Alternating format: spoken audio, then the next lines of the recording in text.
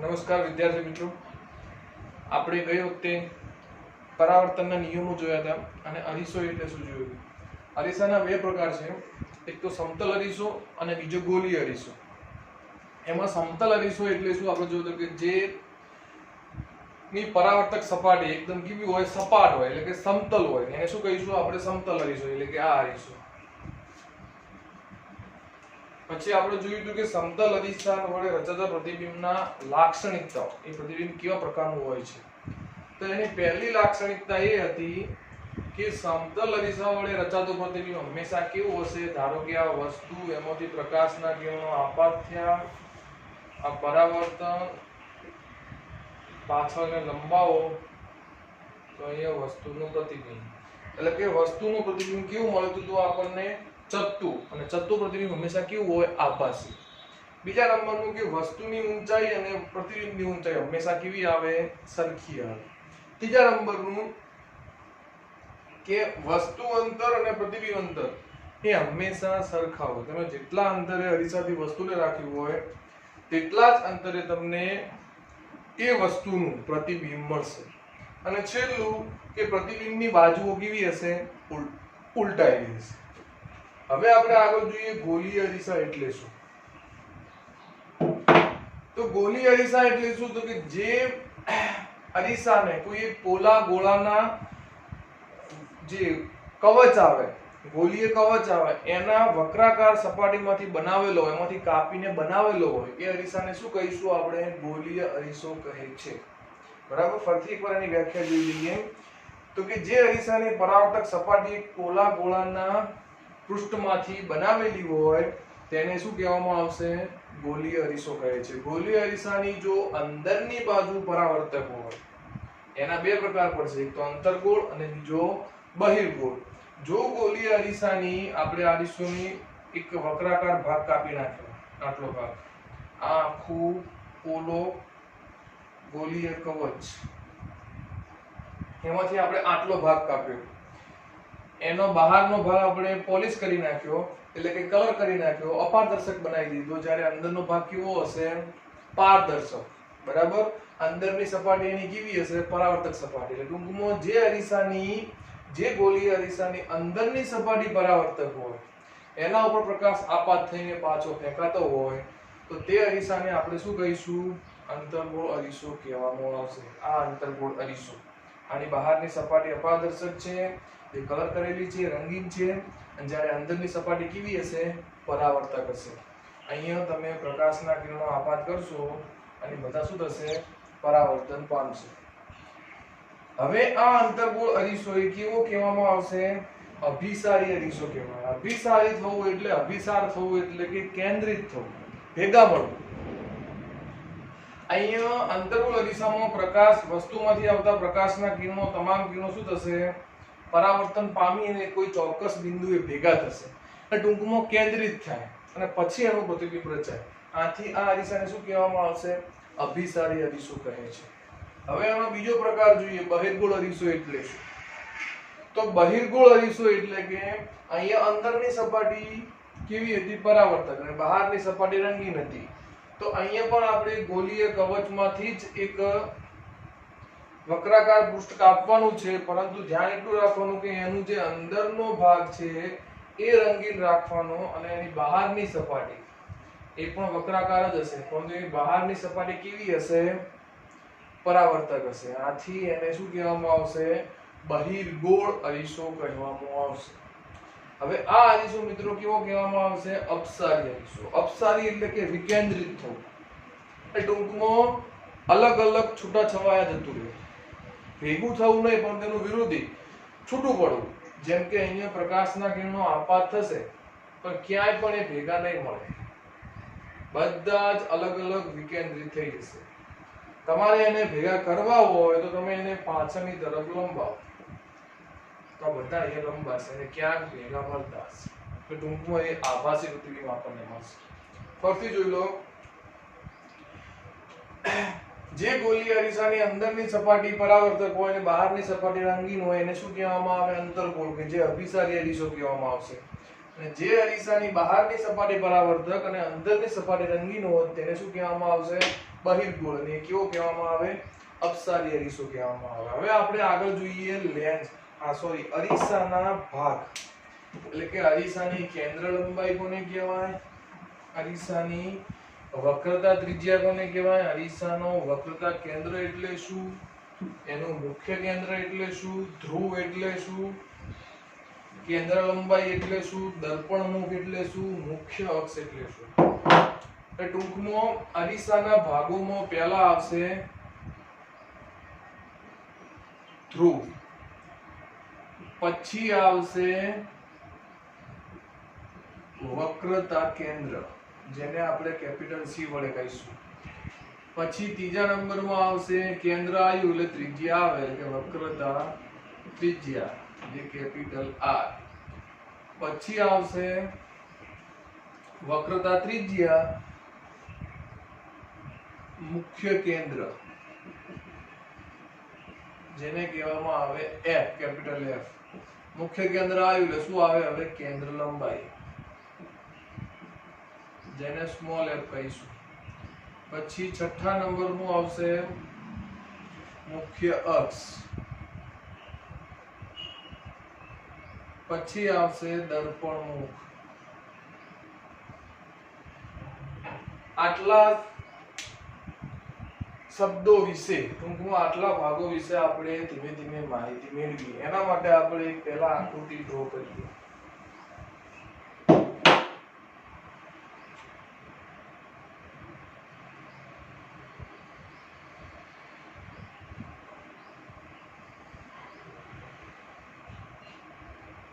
આ આપણે એક ગોલીય અરીસો દોર્યો કે જેની બહારની સપાટી કેવી હશે? રંગીન અને અંદરની સપાટી પરાવર્તક. આ પરાવર્તક સપાટી.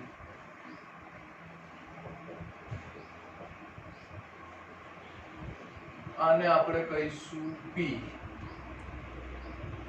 આ લઈએ આપણે વક્રતા કેન્દ્ર C. અહીંયા કોઈ પ્રકાશના કિરણો આપાત થાય છે.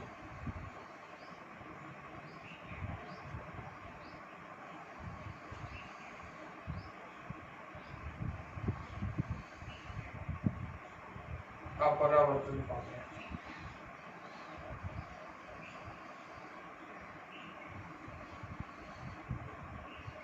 આવી રીતે પરાવર્તન પામશે.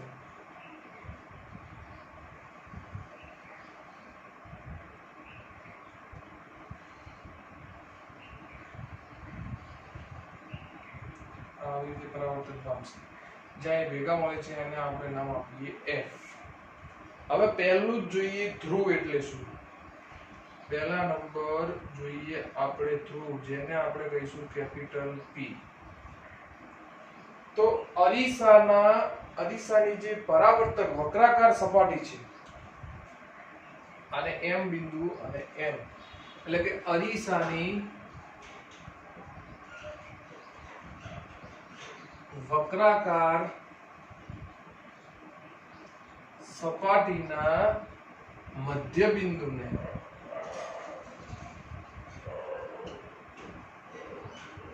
ધ્રુવ P કહે છે. આ અરીસાની વક્રાકાર સપાટી એનું મિડલ પોઈન્ટ એટલે કે મધ્ય બિંદુ એને શું કહેવામાં આવશે? ધ્રુવ P. હવે મિત્રો અરીસો હોય કે લેન્સ હોય આપણે હંમેશા એના ધ્રુવની સાપેક્ષે એના બધા જ અંતરો મપાય. વસ્તુ અંતર, પ્રતિબિંબ અંતર, કેન્દ્ર લંબાઈ, વક્રતા ત્રિજ્યા, ટૂંકમાં બધા જ અંતરો એના ધ્રુવની સાપેક્ષે મપાશે. હવે બીજા નંબરનું જોઈએ વક્રતા કેન્દ્ર કેપિટલ C.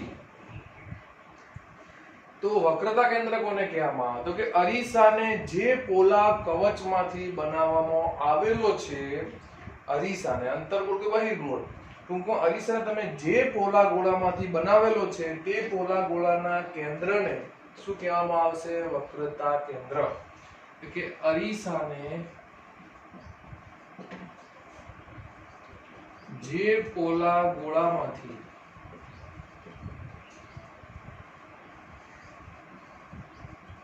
બનાવેલો છે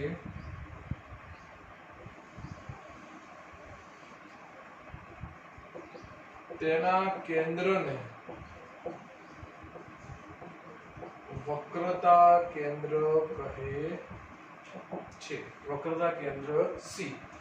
આ જુઓ, આ અરીસો, આ તમે આનું આખું ગોળ રાઉન્ડ દોરશો, કવચ દોરશો, તો આ એનું શું આવશે? સેન્ટર આવશે, એટલે કે કેન્દ્ર આવશે, જેને શું કહેવામાં આવશે? વક્રતા કેન્દ્ર C. હવે ત્રીજા નંબરનું જોઈએ, વક્રતા કેન્દ્ર આવ્યું તો શું આવશે? ત્રિજ્યા.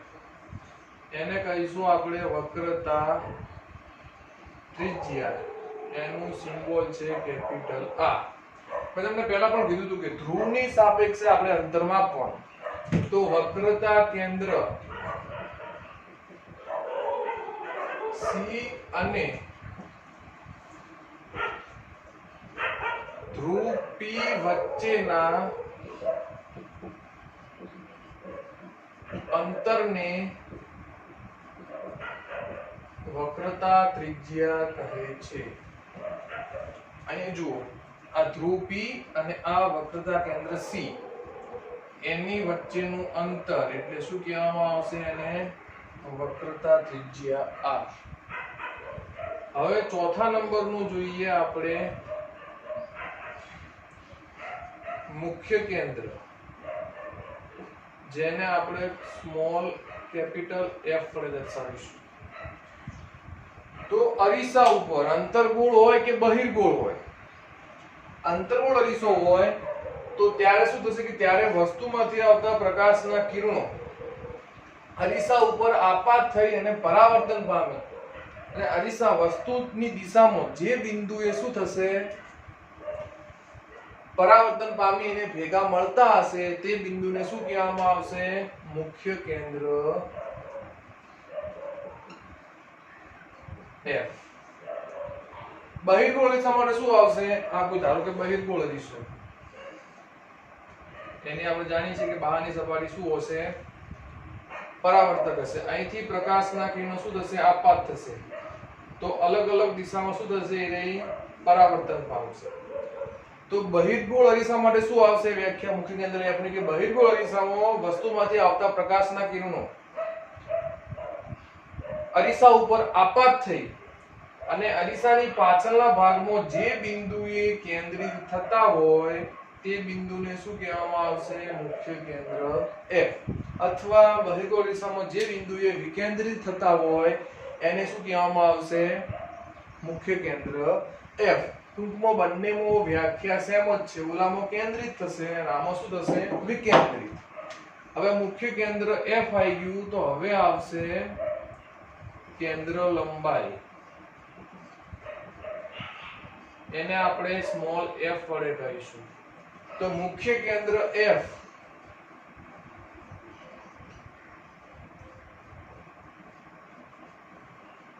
તથા ધ્રુવ P વચ્ચેના અંતરને કેન્દ્ર લંબાઈ સ્મોલ f કહે છે. તમે આકૃતિમાં જોશો, મુખ્ય કેન્દ્ર F તથા ધ્રુવ P વચ્ચેનું અંતર એને શું કહેવામાં આવશે? કેન્દ્ર લંબાઈ f. એટલા માટે આપણે પહેલા મુખ્ય કેન્દ્ર વિશે માહિતી મેળવી. ટૂંકમાં મુખ્ય કેન્દ્ર F અને ધ્રુવ P વચ્ચેનું જેટલું અંતર હોય એને શું કહેવામાં આવશે? કેન્દ્ર લંબાઈ. જ્યારે વક્રતા કેન્દ્ર કોને કહેવામાં આવે? પોલા ગોળાનું કેન્દ્ર, અને એના વચ્ચે અને ધ્રુવ વચ્ચેનું અંતર એટલે કે વક્રતા ત્રિજ્યા. હવે જોઈએ મુખ્ય અક્ષ. તો મુખ્ય અક્ષ કોને કહેવામાં? તમે જુઓ, આ વક્રતા કેન્દ્ર C અને P માંથી પસાર થતી કાલ્પનિક રેખા એને શું કહેવામાં આવશે? મુખ્ય અક્ષ. બરાબર? એ ધ્રુવ P એટલે કે એ મિડલ પોઈન્ટ છે, અને આ વક્રતા કેન્દ્ર C એમાંથી પસાર થતી કાલ્પનિક રેખા છે. એટલે કે ધ્રુવ P તથા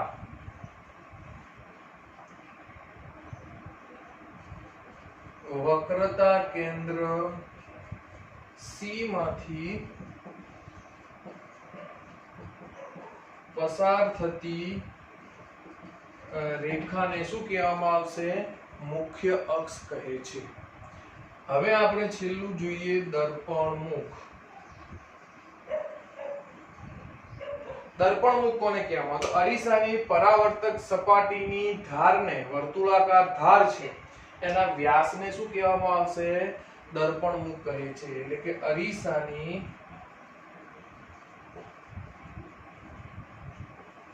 પરાવર્તક વક્રાકાર સપાટીના વ્યાસને, એટલે કે અહીંયા mn, જુઓ આ mn આખી ધાર છે, સપાટીની ધારના વ્યાસને, સોરી ધારના વ્યાસને દર્પણમુખ કહે છે. બરાબર. આ જે વક્રાકાર ધાર છે, આ જે પતલી ધાર, એના વ્યાસને શું કહેવામાં આવશે? દર્પણમુખ. ફરીથી એકવાર જોઈ લઈએ તો કે આપણે આ અરીસો જોયો તો પહેલા આનો ભાગ આવશે ધ્રુવ, વક્રતા કેન્દ્ર, વક્રતા ત્રિજ્યા, મુખ્ય કેન્દ્ર, કેન્દ્ર લંબાઈ, મુખ્ય અક્ષ, દર્પણમુખ. આ એના શું આવશે? મુખ્ય ભાગો. તો પહેલું જોઈએ કે ધ્રુવ પી એટલે શું? કે ધ્રુવ એટલે કે અરીસાની વક્રાકાર સપાટીના મધ્ય બિંદુને શું કહેવામાં આવશે? ધ્રુવ પી કહે છે. બહિર્ગોળ અરીસો હોય તો સાચું, અંતર્ગોળ અરીસો હોય તો પણ સાચું. તમે જુઓ આ ધ્રુવ પી, આ વક્રાકાર સપાટી, પરાવર્તક સપાટી, એનું જે મિડલ પોઈન્ટ એટલે કે મધ્ય બિંદુ, એને શું કહેવામાં આવશે? ધ્રુવ પી કહે છે. ત્યારબાદ આવશે વક્રતા કેન્દ્ર સી એટલે શું?